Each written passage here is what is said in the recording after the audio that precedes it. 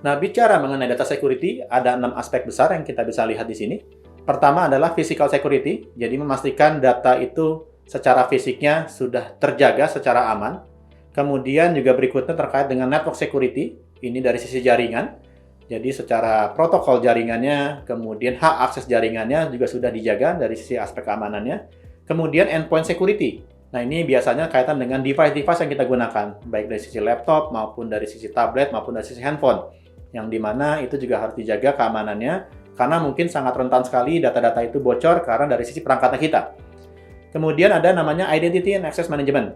Ini kaitan dengan user access, jadi siapa yang berhak mengakses data apa, itu didefinisikan di Identity and Access Management. Sehingga kita bisa melakukan tracing terhadap data ini diubah oleh siapa, dihapus oleh siapa, atau dibuat oleh siapa, itu dengan Identity and Access Management ini. Kemudian berikutnya adalah kaitan dengan data encryption.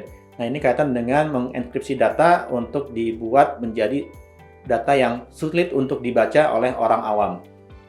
Kemudian yang terakhir adalah data loss prevention. Nah, ini salah satu poin di mana teknologi yang bisa digunakan untuk mencegah data itu bisa hilang tanpa sengaja.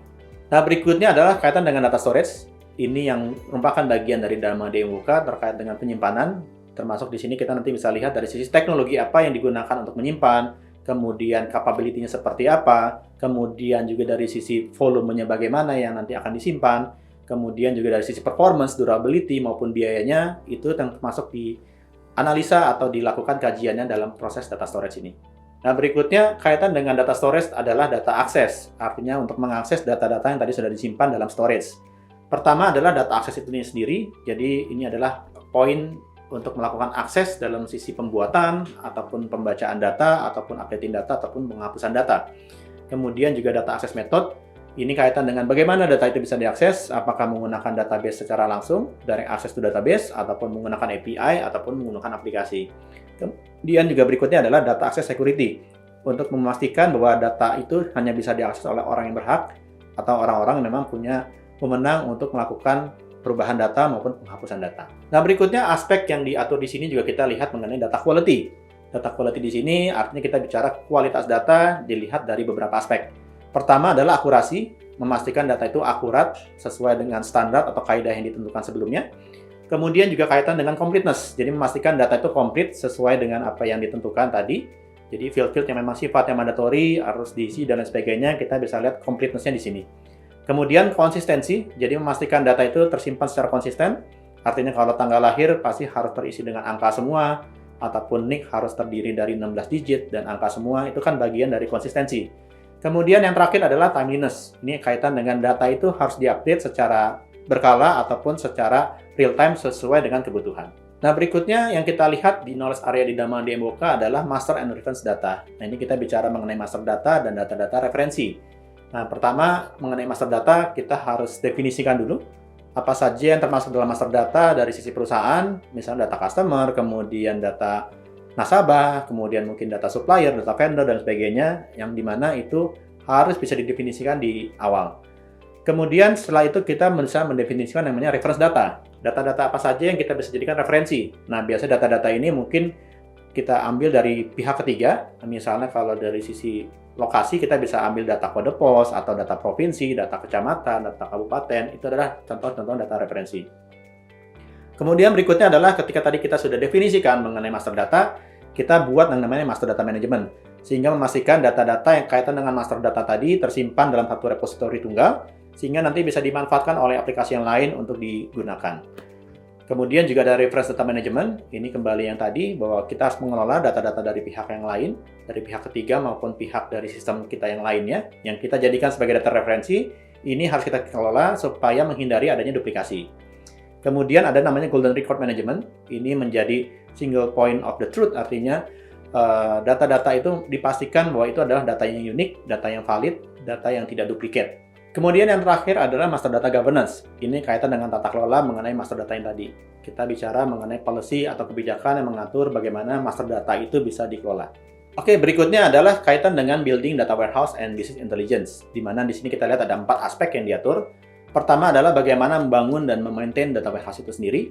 Kemudian yang kedua adalah membuat report dan dashboard. Kemudian yang ketiga adalah untuk kita melihat insight dari data-data yang kita miliki.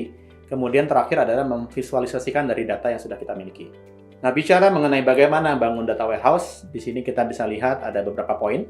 Pertama adalah mendefinisikan dari data warehouse itu sendiri. Kemudian juga melakukan desain terkait dengan data warehouse yang akan kita bangun nantinya seperti apa. Kemudian juga barulah kita lakukan building, pasti menggunakan tools untuk membangun data warehouse. Kemudian setelah itu adalah mempopulate, artinya melakukan dari sisi sumber data yang sudah kita definisikan tadi, untuk kita bisa tarik dan kita jadikan dalam bentuk data warehouse. Kemudian baru setelah itu kita lakukan manage and maintain.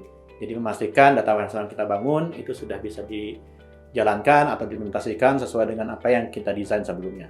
Nah, untuk melakukan atau mendapatkan insight dari data-data yang kita miliki, kita bisa melakukan analisa data. Pertama adalah pasti data itu berasal dari berbagai sumber. Jadi kita lakukan analisa terkait dengan sumber-sumber data yang sudah kita tentukan sebelumnya.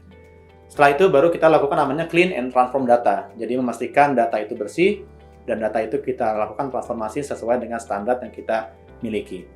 Berikutnya adalah kita masuk ke dalam mengaplikasikan dari sisi statistik modelnya.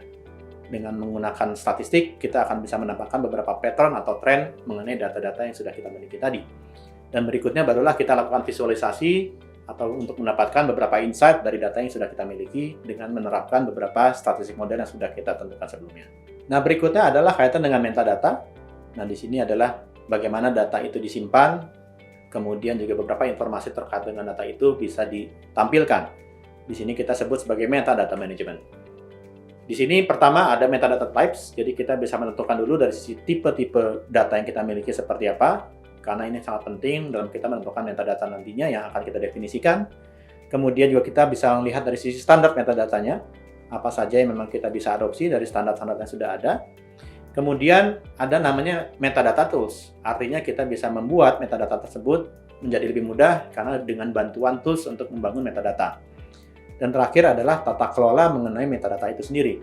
Jadi data-data yang sudah kita definisikan, beserta dengan metadatanya, kita bisa kelola dengan tools, kemudian juga kita bisa pastikan tata kelolanya atau governance-nya itu bisa berjalan. Karena metadata harus di-maintain secara berkala, siapa yang melakukan pengubahan, kemudian melakukan penghapusan, dan lain sebagainya, itu harus dibuat tata kelolanya. Dengan manajemen data yang efektif, maka diharapkan perusahaan dapat meningkatkan keunggulan kompetitif dan juga inovasi yang tidak terbatas. Oleh karena itu, data sebagai aset perusahaan harus dijaga untuk menjadi satu informasi yang sangat berharga bagi perusahaan. Unlock the value dan unlock the future.